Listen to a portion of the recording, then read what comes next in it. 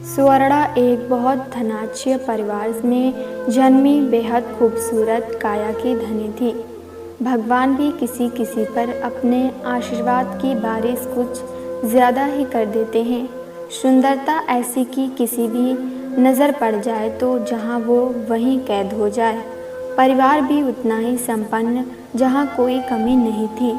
घर में भरपूर लाड प्यार से पड़ी स्वर्णा पढ़ाई के लिए शहर से दूर हॉस्टल भेज दी गई, जहाँ बड़े बड़े रईस घर के बच्चे पढ़ने जाते हैं। बच्चों को वहाँ भेजकर पढ़ाना मध्यम वर्ग के परिवार के लिए तो शक्ति से बाहर की बात थी। फिर भी एक लड़की थी कल्पना, जो मध्यम वर्ग के परिवार से वहाँ आई थी। कल्पना के माता पिता जयंती और विद्या ने खून पसीना एक करके अपनी बेटी को हर अवसर देने का निश्चय किया था। वो चाहते थे कि उनकी बेटी भी जीवन में खूब तरक्की करे, उसे भी बड़े रईस लोगों के बीच उठने बैठने का अवसर मिले, वो कभी किसी से पीछे न रहे। लेकिन कल्पना उस माहौल में स्वयं को ढाल ना सकी। वो तो वैसी ही रहे जैसी वो पहले थी, वैसी सादगी, वही विचार, वही नम्रता, बिल्कुल वैसी ही संस्कार जो उसे अपने परिवार से मिले थे। स्वर्णा को कल्पना की यही सब खूबियाँ भा गई, जो दूसरे से उसे बिल्कुल अलग व्यक्तित्व देती थी। धीरे धीरे वो दोनों एकदम पक्की सहेली बन गई। दोनों के विचार अलग, स्वभाव अलग, आदतें भी अलग अलग, लेकिन फिर भी दोनों एक दूसरे को समझती थी। कोई किसी पर किसी भी तरह की पाबंदी नहीं लगाती। स्कूल में फीस और ज़रूरत की वस्तुओं के अलावा कल्पना कभी अपने पापा से अतिरिक्त पैसों की मांग नहीं करती थी। स्वर्णा भी ये बात जानती थी और वो हमेशा अपने साथ कल्पना के लिए भी कभी कपड़े, कभी कॉस्मेटिक, कुछ न कुछ उसके मना करने के बाद भी ले ही आती थी। दोनों एक ही कमरे में रहती थी और एक दूसरे का बहुत ख्याल भी रखती थी। स्वर्णा जो किताबें खरीदती, दोनों उन्हीं किताबों से पढ़ाई कर लेती। कल्पना के जन्मदिन पर भी स्वर्णा उसे काफ़ी कीमती उपहार दिया करती थी। धीरे धीरे कल्पना महसूस करने लगी थी कि वो स्वर्णा के एहसानों के बोझ तले दबती ही जा रही है और वो कभी भी ये कर्ज उतार नहीं सकेगी। समय इसी तरह आगे बढ़ता गया। 8वीं से लेकर 12वीं तक 5 साल कैसे बीत गए पता ही नहीं चला और फिर स्कूल के जीवन की समाप्ति का समय भी नज़दीक आ गया। जवान होते होते स्वर्णा का झुकाव फिल्मी दुनिया की तरफ होता जा रहा था। बॉलीवुड की चौकाचौंध उसे अपनी ओर आकर्षित कर रही थी। उसे अपनी सुंदरता का एहसास भी था। वो अच्छी से जानती थी कि वो एक अच्छी सफल अभिनेत्री बन सकती है। कल्पना और स्वर्णा की राहें अब अलग हो रही थी, लेकिन दोस्ती तो उतनी ही थी। स्वर्णा ने अपनी इच्छा को पूरा करने के लिए अभिनय सीखने को कोर्स में प्रवेश ले लिया। कल्पना ने आगे इंजीनियरिंग की पढ़ाई करना पसंद किया। स्वर्णा की हीरोइन बनने की चाह ने उसके कदमों को बॉलीवुड की गलियों की तरफ मोड़ दिया था। इन गलियों से अपनी मंजिल तक पहुंचना उसके लिए इतना भी मुश्किल नहीं था। उसकी खूबसूरती ने उसकी राह को बहुत आसान बना दिया। इस तरह से उसे फिल्में मिलने लगी और चलने भी लगी। कल्पना अब तक भी मध्यम वर्गीय परिवार का हिस्सा ही बनी रही। तभी एक दिन स्वर्णा ने कल्पना को फ़ोन किया। हेलो कल्पना। हेलो स्वर्णा, कैसी है तू? बहुत दिनों बाद तेरी आवाज़ सुनकर बहुत अच्छा लगा। मैं तो बिल्कुल ठीक हूँ, तू बता, तू कैसी है? पढ़ाई कैसी चल रही है? स्वर्णा सब कुछ एकदम ठीक चल रहा है। अच्छा बता, कुछ खास बात है क्या? हाँ कल्पना, तुझसे एक ज़रूरी बात करनी है। हाँ स्वर्णा बोल, क्या बात है? कल्पना, मुझे मेरे साथ काम करने वाला राहुल बहुत अच्छा लगता है। तुम जानती है ना, उससे अपने प्यार का इजहार कर दूँ क्या? ये क्या कह रही है स्वर्णा? अभी तो तेरे करियर की शुरुआत ही हुई है, अभी से तू। अरे कल्पना चल बाय, उसी का फ़ोन आ रहा है। उसके बाद स्वर्णा ने राहुल से विवाह कर ही लिया। समय आगे बढ़ता रहा। उधर इंजीनियरिंग की पढ़ाई पूरी होने के बाद कल्पना को नौकरी भी मिल गई। वो जानती थी कि उसकी पढ़ाई के लिए उसके पापा ने कितना खर्चा किया है। वो अब अपने पापा का हाथ बटाना चाहती थी, लेकिन उसके इस सपने को उसके पापा ने दरकिनार कर दिया। एक दिन जयंती ने कल्पना से कहा, कल्पना बेटा, तुम्हारे लिए एक बहुत ही अच्छे परिवार से रिश्ता आया है। लड़का भी बहुत अच्छा है। वो भी तुम्हारी तरह इंजीनियर ही है। उसके पूरे परिवार को तुम बहुत पसंद हो। नहीं पापा, अभी तो मेरी नौकरी शुरू ही हुई है, इतनी जल्दी नहीं। जल्दी कहाँ है बेटा, वो तुम्हारी दोस्त स्वर्णा को ही देख लो, कब की शादी कर ली है उसने। पापा, उसकी बात अलग है। अभी मुझे आपके कंधे से कंधा मिलाकर मेहनत करनी है। मैं जानती हूँ पापा, आपने मेरी पढ़ाई के लिए कितना खर्चा किया है। आपने नहीं बताया वो पैसा कहाँ से आया, पर मैं जानती हूँ पापा, हमारा ये छोटा सा मकान गिरवी रखा है। अपनी बेटी के मुंह से ये सब सुन जयंती और विद्या आश्चर्यचकित रह गए। जयंती की आंखें उसे निहार रही थी। उसकी तरफ प्यार से देखते हुए उन्होंने कहा, अच्छे रिश्ते बार बार नहीं आते बेटा, और आजकल तो धोखाधड़ी के भी कितने किस्से अखबार में आते रहते हैं।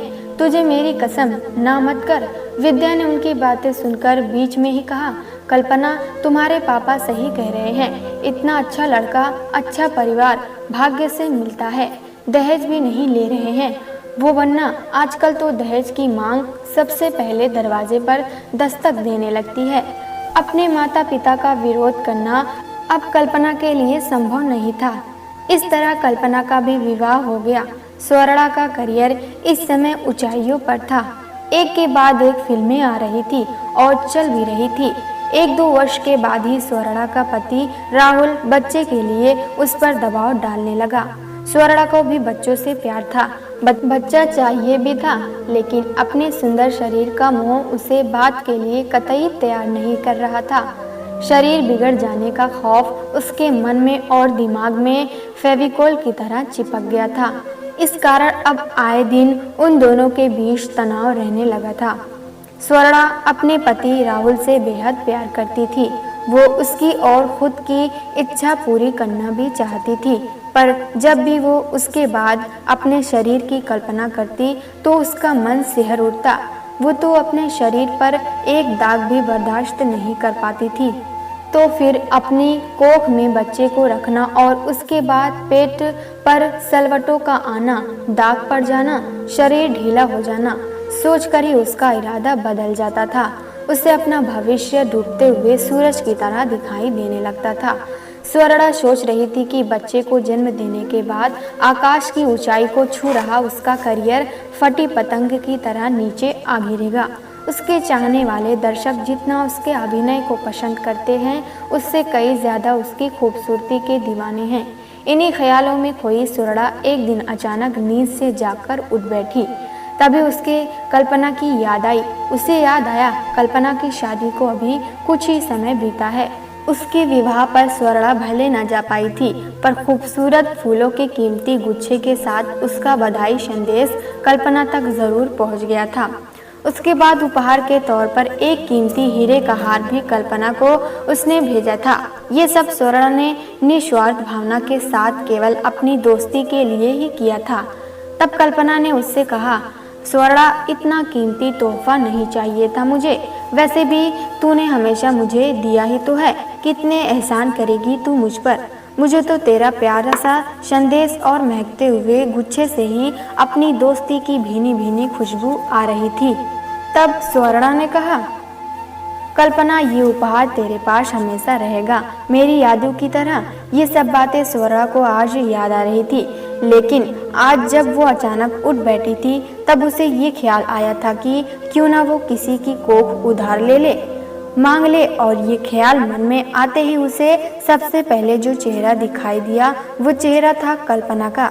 ये सोचते ही उसने ये भी सोच लिया कि कितने अच्छे संस्कार, कितने अच्छे विचार हैं कल्पना के पास, और उसके बच्चे के लिए वही स्थान है। ये सोचकर उसने उसी समय कल्पना को फोन लगाया।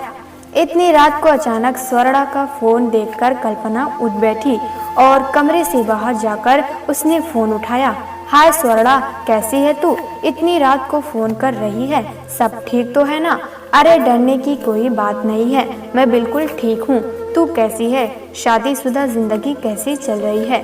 सब अच्छा है स्वर्णा, मेरे पति बहुत अच्छे हैं, दोनों मिलकर मेहनत करते हैं। तू जानती है, अम्मा बाबूजी की जवाबदारी भी मुझ पर ही है और मेरे पति रौनक भी उसमें मेरी मदद करते हैं। मैं बहुत खुश हूँ। सास ससुर भी बहुत अच्छे हैं। अच्छे से सब मैनेज हो जाता है। अब तू बता, तेरी जिंदगी कैसी चल रही है? मैं तेरी हर फिल्म देखती हूँ। कल्पना, मुझे अचानक आज एक विचार आया है और यदि उसे कोई पूरा कर सकता है तो केवल और केवल तू है। क्या तू मेरी मदद करेगी? उसके लिए मैं तुझे बहुत इसके आगे का वाक्य वो पूरा ना कर सकी तो कहना क्या चाह रही है? खुलकर बोल, बिना संकोच किए। मैं तेरी वही पुरानी कल्पना हूँ। कल्पना, पैसे की ज़रूरत किसे नहीं होती। मुझे पैसों का जिक्र तो करना ही नहीं चाहिए, लेकिन पैसा तो जितना भी हो कम ही होता है। स्वरा, क्या बात है, तूने आज तक मुझसे कुछ भी कहने से कभी कोई भूमिका नहीं बांधी, फिर आज ऐसी बात है जिसके लिए तू इस तरह संकोच कर रही है? कल्पना, तू जानती है ना कि ग्लैमर से भरी इस दुनिया का चमकता सितारा हूँ। ऐसी उड़ान भरने का मौका सबको कहाँ मिलता है, लेकिन मुझे मिला है और मैं इसमें ब्रेक नहीं लगाना चाहती। मुझे तुमसे कहने से बहुत हिचकिचाहट हो रही है। डर भी लग रहा है कि कहीं तू नाराज ना हो जाए। यदि मुझे तेरी बात पसंद ना आए तो प्लीज हमारी दोस्ती पर उसका कोई असर मत होने देना। हमारी दोस्ती वैसे ही बरकरार रखना। अरे तू बोल ना स्वर्णा, आज तक मैंने कभी भी किसी भी बात का बुरा माना है? कितने एहसान है तेरे मुझ पर। तूने ही तो मेरी ज़रूरतों को पूरा किया है। यदि मैं तेरे किसी भी काम आती हूँ तो वो तो मेरा सौभाग्य होगा। स्वर्णा अपनी दो कल्पना। पहली बार स्वर्णा उससे कुछ मांग रही थी, वो भी कितने प्यार से, और कितनी प्यारी चीज़। कल्पना ने सोचा, आखिर इसमें बुराई ही क्या है?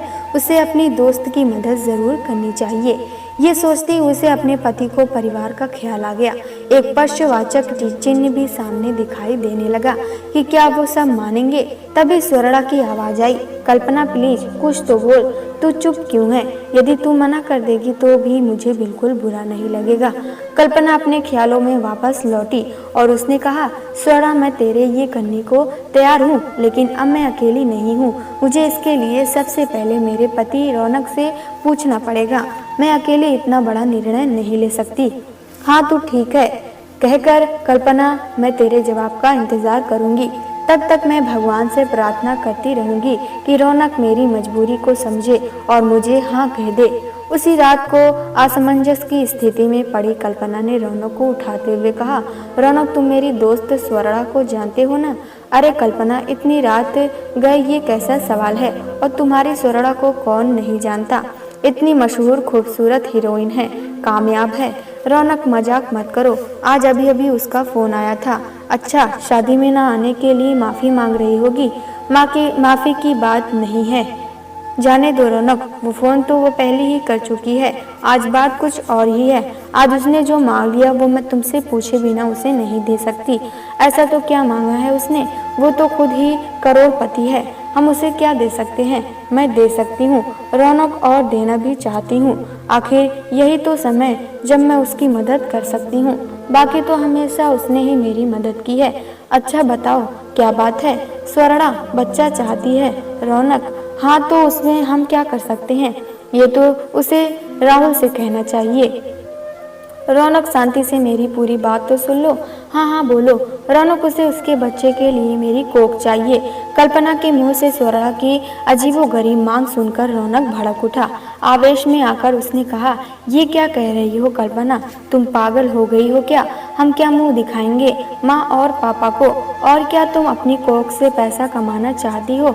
नहीं रौनक, तुम गलत सोच रहे हो। ये कोई सौदा नहीं है। मैं जानती हूँ कि मैं कितना भी मना करूँ वो इसके बदले न जाने क्या क्या हमें देगी, लेकिन मैंने कभी ऐसा नहीं सोचा। पैसे की बात मेरे दिमाग में नहीं आई। मैं केवल उसकी मदद करना चाहती हूँ। आज उसे मेरी ज़रूरत है। कल्पना, मैं समझ सकता हूँ, हम मध्यम वर्ग के लोग हैं। ये उनकी दौलत हमारी मजबूरी का एक अलग ही अंदाज है। वो अपना शरीर सुंदर रखना चाहती है, अपना भविष्य और भी अधिक चमकाना चाहती है। वो करोड़पति है, इसलिए वो ये कर भी सकती है। सोचो, उसके मन में तुम्हारा ही ख्याल क्यों आया? हम उतने अमीर नहीं हैं, इसलिए ना। नहीं रौनक, तुम उसे गलत समझ रहे हो। क्यों, तुम ही कह रही थी ना कि तुम कितना भी मना करोगी पर वो तुम्हें न जाने क्या कह देगी। रौनक, वो ऐसी ही है। बचपन में तो उसका कोई स्वार्थ नहीं था न, फिर भी उसने हमेशा मेरी मदद की है। मैं उसे जानती हूँ रौनक, आखिर इसमें बुराई ही क्या है? क्या तुम मेरी इतनी सी बात नहीं मान सकते? इतनी सी बात कल्पना, ठीक है, बड़ी ही सही, पर मेरे लिए प्लीज। रौनक, ठीक है कल्पना, पर मुझे डर लगता है। कहीं तुम्हें क्यों रौनक, दुनिया में हर स्त्री माँ बनती है, फिर डरने की क्या बात है? तुमसे जितना मुश्किल है कल्पना। ठीक है, मैं माँ और पापा को मनाने की और समझाने की कोशिश जरूर करूँगा। उधर स्वर्णा ने जब अपने मम्मी पापा से ये बात की तो वो स्वर्णा के इन विचारों को, उसकी ऐसी इच्छा को सुनकर हैरान हो गए। उसके माता पिता अमीर होते हुए भी जमीन से जुड़े हुए लोग थे। अपनी प्राचीन परंपराओं और संस्कारों के साथ अपना जीवन यापन करने वाले। प्यारे दोस्तों, अगर ये कहानी आपको पसंद आए तो लाइक सब्सक्राइब करना ना भूलें।